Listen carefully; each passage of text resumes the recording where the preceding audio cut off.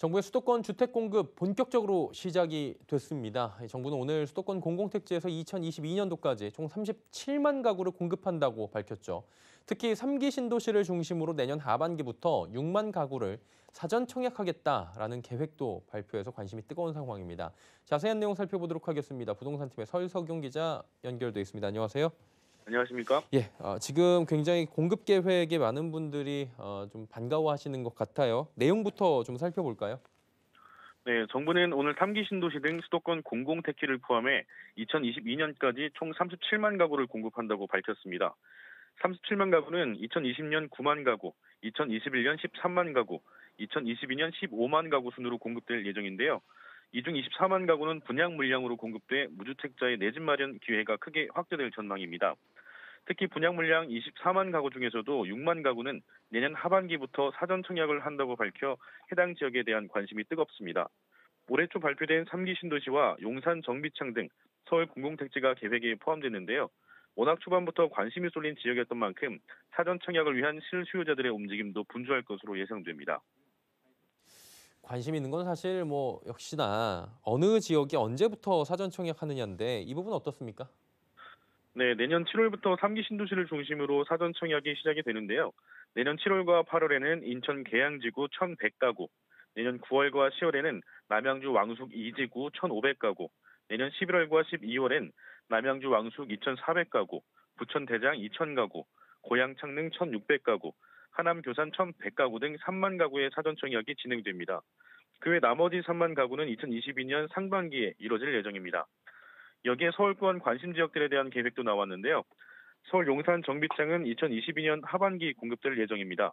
또 태릉 골프장은 내년 상반기 교통대책이 수립된 뒤에 과천 청사 부지는 청사 활용 계획이 수립되고 나서 사전 청약이 가능할 전망입니다. 용산 캠프킴은 미군의 부지를 반환한 뒤에 서부 면허시험장 이전 계획이 확정된 후에 구체적인 계획이 나올 것으로 예상됩니다. 이 사전 청약 조건 관심 가는 분들 굉장히 많으실 것 같은데요. 사전 청약 조건 또 주의해야 될 점들이 있을 것 같아요. 정리해 주시죠.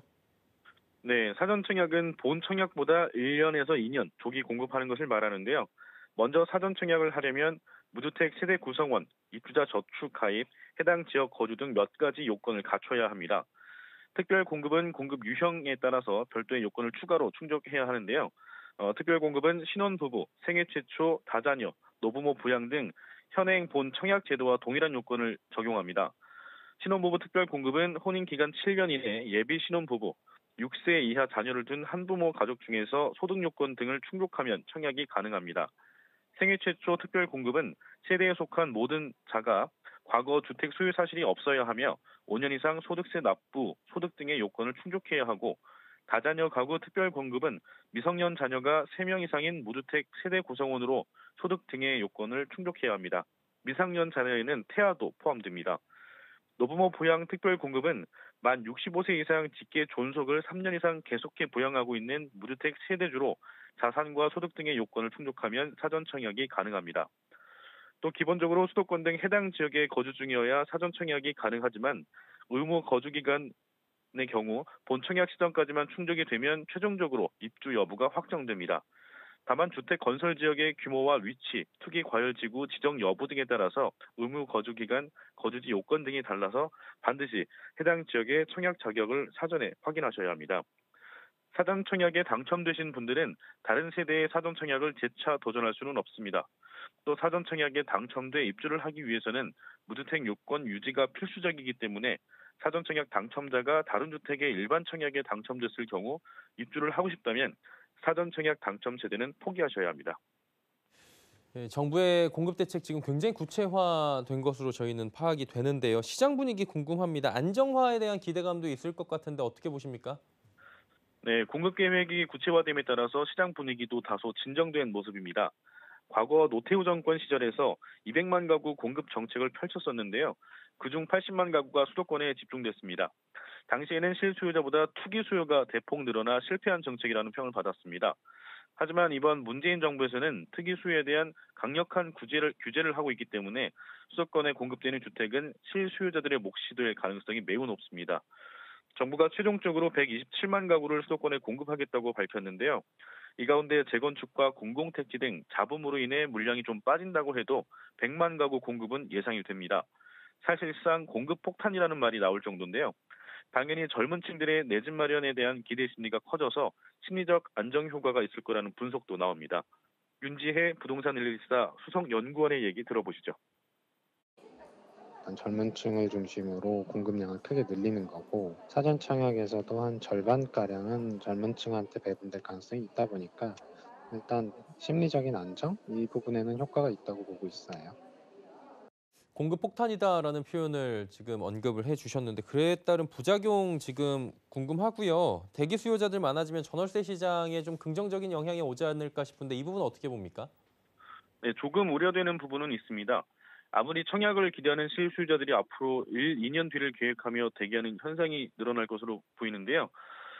내 집 마련을 원하는 수요자들에게는 쉽게 오지 않는 기회이기 때문에 대기 수요자로 돌아설 가능성이 매우 높다는 게 업계 전망입니다. 대기 수요의 기본은 무주택 기간을 유지하는 것이기 때문에 전월세 시장에서 한동안 머무르게 되는 건데요. 이에 따른 전월세 시장의 불안정 상태가 유지될 수 있다는 지적이 제기됩니다. 하지만 이번 공급 계획이 결국 부동산 시장 안정화의 청신호라는 평가도 나옵니다. 윤지혜 수석연구원입니다. 120한 7만 가구 정도 예상하고 있잖아요. 정부가 수도권에서. 사실 이게 계획대로 공급이 되면 사실 시장 안정을 떠나서 시장이 하락 전환할 가능성도 있는 거죠. 예, 경계해야 할 부분도 있습니다. 정부가 수도권 127만 가구 공급 계획을 밝히긴 했지만 2028년까지의 계획이라 사실 앞으로 8년 동안 약속한 물량이 시장에 다 나올 수 있을지는 아직 미지수입니다. 정권도 두 번 바뀔 테고요. 앞으로 어떤 변수가 있을지 모르니 아직 장담하기는 이릅니다. 집값 상승에 대한 걱정으로 2020년 올 상반기를 지나온 곳이라면 내년부터는 내 집 마련을 위한 눈치 싸움이 좀 치열해질 것으로 전망된다고 합니다. 부동산 시장은 정부에 따르면 점차 안정세를 찾아가고 있는 가운데 내년 하반기 사전 청약 시즌 기대를 한번 해볼 만한 것 같습니다. 부동산팀의 설석용 기자였습니다. 고맙습니다. 감사합니다.